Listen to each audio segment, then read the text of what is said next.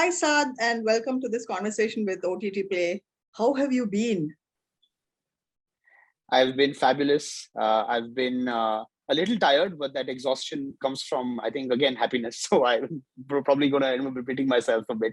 But it's been exciting. I think once the teaser of Humble Politiciann Nograj and trailer has come out, the kind of love that we're again getting. So really happy, and really sort of looking forward and excited. Okay, perfect. But I'm going to take you back to a few years, 2018 to be precise, when we first spoke about this project. Back then, Danish had said that he wanted to rest this character. He's had enough of it. You, on the other hand, were more optimistic. You wanted to turn it into a franchise. So how did you get him to come on board? It was very easy. I think right at the back of the movie's success, we were very, I think the kind of love that we received with the movie was immense. There was so much support for the character, for the genre, for the movie as such, and that really helped us understand that yes, it was not just us who found this entire world funny and zany. Even people have who have watched it have related to it. And I think the moment the film got over and it was out on OTT and we were still getting love even after the film came out, I think 3-4 months there was a good surge that kind of prompted us to not even have a conversation. It was very organic. It wasn't like, we went and we met and it was, across the table where I'm like, so what do we do now? It wasn't like that. It was very organic. And I think it just flew into what we were actually hoping to do with, where Nagraj ends in the movie and what happens now with season 1. Okay, perfect. But also back then, both of you had told me that, this would be a film that would make people think about the people they voted into power. Now, here's my question. Do you think that message actually trickled down, or, did it get lost in all the fun that was happening on screen? So I think, see, we are projecting comedy, and I think at the end of the day, we are entertainers, and we are looking at providing that comedy aspect for the audience. Yes, there was a subliminal social message, if you want to call it that, but it wasn't the reason why we made Humble Politiciann Nograj. For us, it's about at the end of the day, with the last 2 years being so, I think, grim for everyone. We wanted to bring out the new show, Humble Politiciann Nograj, in the essence of just having fun and just going on a joyride. That was the entire process, and we never really even thought, even at that time, that we will put in a social message so that we want to drive that point home. Because I feel a lot of times it borders on to getting preachy, and we didn't want to have that problem. So for us, it's just about people getting out of their all the stuff that they go through, whether it's work stress, home stress, what have you, the pandemic stress. Humble Politiciann Nograj, which is now coming out, is going to refresh them. It's going to make them forget about all that, watch these wonderful, crazy characters, this crazy world, and just have a blast. No pun intended. Okay, perfect. But all said and done, Saad, the current atmosphere, political atmosphere in particular in the country. So while writing the script for the series, were you guys at any point restricted by that? Because these days, you guys are also from comedy. So, these days you can't forget saying, cracking a joke. You can't even think about it, without wondering whether it will throw you behind bars. So was there ever a, let's play it safe sort of thing while writing the script? Not really, because even for the movie, we got love across the board. I don't think anyone turned around and came to us and said that, oh, you said this wrong or this was out of context. None of that happened. And we, because of that, it made us realize that what we are doing is a fictional world. This is a fictional characters. There's no bearing, resemblance to anyone. It is just Nagraj and the people around him. And the political aspect is just the base of it. But whatever he's doing, the fact that an R. Nagraj likes pop culture, right, is going to say Sherlock homeless and whole mess, right? Nobody does that, right? No other ever politician, I think, across the globe would do something like that. So for us, it's a complete fictional world.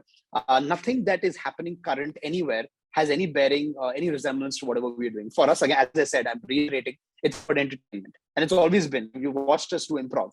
For us, it's always been about entertainment, right? We never really try to go too close to the edge. We don't want to, because there's no point. I mean, I feel we can, it's like this, right? You can still show something. You don't have to always be. You don't have to be vulgar for you to do something slapstick. For example, you can bring that sensuality out rather than sexuality by being smart in the writing, and that's what we've tried to do with the story as well. Okay. Perfect. So then what can audiences expect this time? Because based on the trailer, it looks like, because you said it doesn't have any bearing as such, but resort politics, come on, Saad, how many times have you already seen it? So this time there are going to be some feathers that are going to be ruffled. Yeah, I mean, I don't know how to answer that, but I'm gonna try and stay as I would say as neutral in my head as possible, because we've not written it keeping in mind that we're going to try and tap into whatever the political environment is. No, that was not the intention. It just flew into the narrative, right? So it's like this, right? If I'm making a movie on race cars, I'll have to talk about the way these guys would drive the F1 cars, right? It's as simple as that. So the world is there.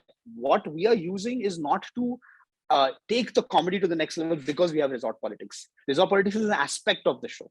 The comedy is around Nagraj and the mad characters and the funny characters, right? In the trailer there is a joke where there's one particular Prakash Belawadi's character saying Baralla, and then Nagraj says, like, are you a CM? Are you an auto driver? It's like, the point is that these are characters that are saying to each other. It has nothing to do with anyone who's in the political environment. And this can easily be applicable even to, say, if we end up making Nagraj as, say, a dentist, for example. I'm just giving it a humble dentist Nagraj, right? When we are talking about all the tropes that are in the environment of the dentistry, we're never going to be using that for the comedy. The comedy comes from the characters, and that's what we're trying to project. Okay, but this is also a story that takes place like what, 3 years since the events of the first film, or?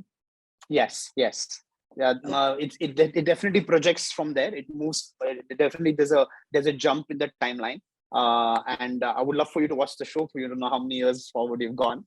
And we have taken where Nagraj stops, where he becomes an MLA, and then what is his journey after that in party politics. But at the same time, it's also about what his desires, which were already there in the first one, but now in the season one now, and this particular aspect of the show, we're trying to, we as writers, Danish and I, was like, okay, what else can we do to make the audience, be entertained with this? We've already done it with this whole Nagraj Manjunath chemistry. All of that was already out there in the first one. What else can we do? So it's always, when you're doing something where it's a second part, there's more pressure, right, in terms of writing and the entire atmosphere. So we're focused on that. We're focused primarily on the entertainment factor, because at the end of the day, again, it's about having fun.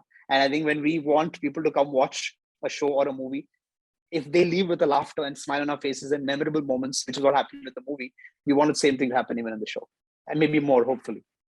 Right. In fact, the writing process is something that I wanted to understand, because again, for the movie, you had said, this was a one-man show which you stretched into our film, and now you have an entire series. The first season only, and that too.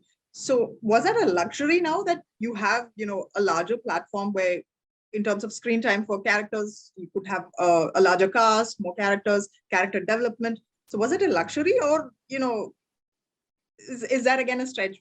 What was the writing process like? Actually, absolutely, it's a luxury, because when you're writing a web series and you're writing a movie, right, obviously the development process for both is different. The act structure changes, whether it's a feature film, you have act 1, act 2, act 3. When it's web series, you're working on different arcs of different characters.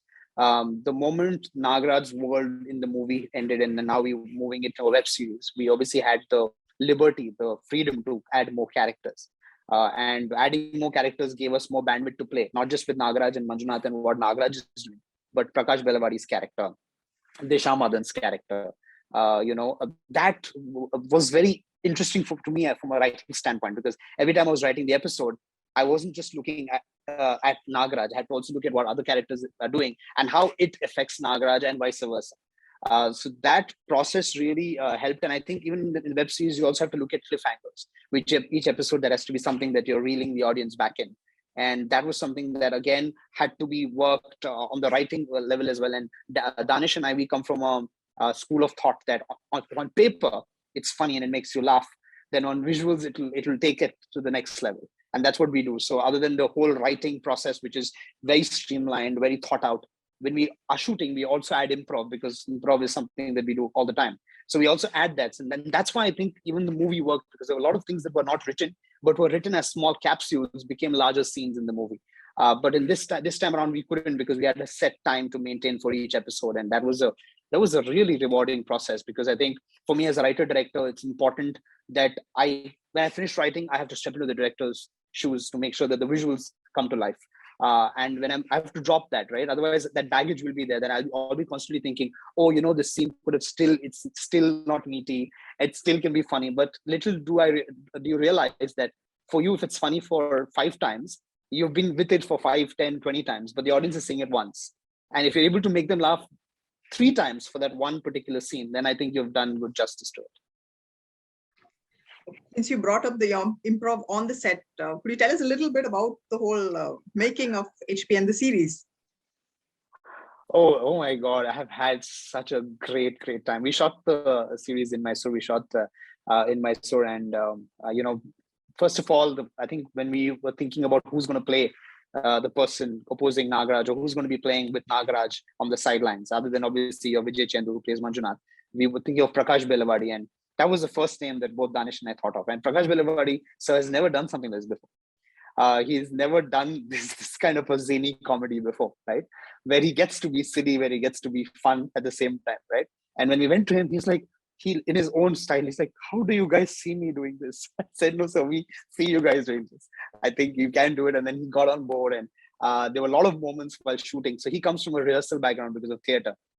And Danish and I come from, yes, of course we do rehearsal as well, but we also like from take 1 to take 2 to be different. He has a different model of the way he works. So the first 1 or 2 days was a little, okay, let's try and align. But the moment he understood how we do it, he was just absolutely energetic, coming up with ideas, coming and saying, hey, in take 2, we can do this, let's try this. And then we would try that. And then Danish and I have a very interesting chemistry, in the sense that once I finish take 1 and I'm at the monitor, and I want to give an idea to Danish for take 2, I just have to look at him from a distance, and I just have to show an expression to him and just do something. And he'll be like, I got it, don't come, sit there, I got it, I know what you want. And then we don't take 2. And then even if I still want, then I probably go talk to him. And it's all about just placement of words, because Nagraj is all about lines, right? If he says a word, he's like, what are you saying, fair or dark, don't be a racist, right? It's about the landing of that joke and how you say it. So a lot of that was there. With Prakash Belawadi, it was about expressions, about interactions. And he has just, you'll be happy to see him in the show. I think you'll be happy to see all the characters that we've arranged in this ensemble in season 1. And I think from a shooting standpoint, oh my God, there was, I think, one particular night we shot at a studio, and we laughed the entire night. So it was so difficult to direct, because I would say cut and everyone's laughing. They're laughing during the take, and I have to tell the team, which is Prakash sir, Disha Madan, Vijay Chendru, and Nagraj, say, guys, I have to use something in the edit. So please, so after about all, they literally laughed for an hour, and then I was able to shoot, because it was, each of them were doing some new quirk, which was making the other person laugh. So I was like, oh my, you know what? I'm enjoying this, but guys, we have to finish this tonight. So there's a lot of these tiny moments.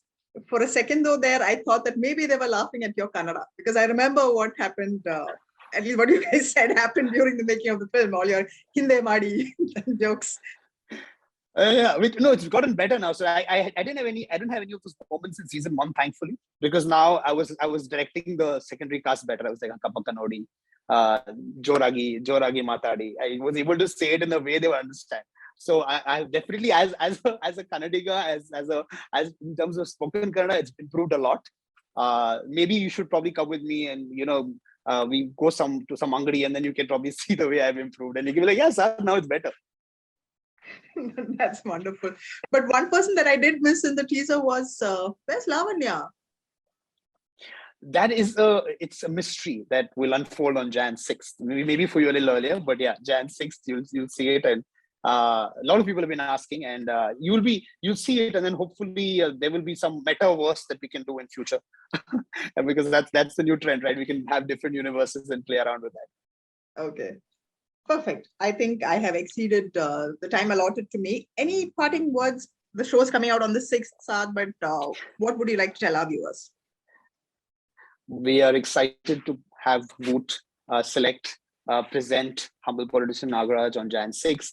Applause Entertainment has produced it with First Action Studios and Danish Sait, and it's been a long wait for us. It's been a long wait, but we've made the show with a lot of heart and a lot of comedy and laughter, and we want you to laugh with your heart, if that makes any sense, which I'm pretty sure that people will.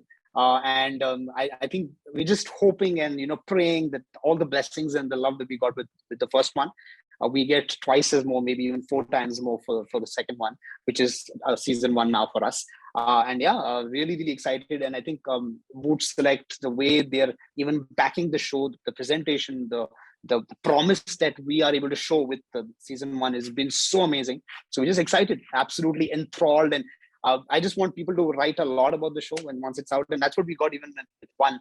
People kept on messaging. There was a surge and people wanted to see more. Even in the end credits, they were hoping they can get something new for the next part. So and there's been a long wait for the last 2 years. I think the one question that Danish and I have been asked more than whether they've asked us whether we are well or not is Humble coming out? Where is Humble season 1 coming out? So yeah, it's been a fabulous journey. Thanks, Pratibha. Thank you so much. All right. Thank you so much for your time, Saad, and all the best for the show. And here's hoping that you guys will come up with a lot more seasons and keep Nagraj gaming every year or no. Yes. On Jan 6th, he is came. All right. Thank you so much. Take care. Thank you so much. See you, brother.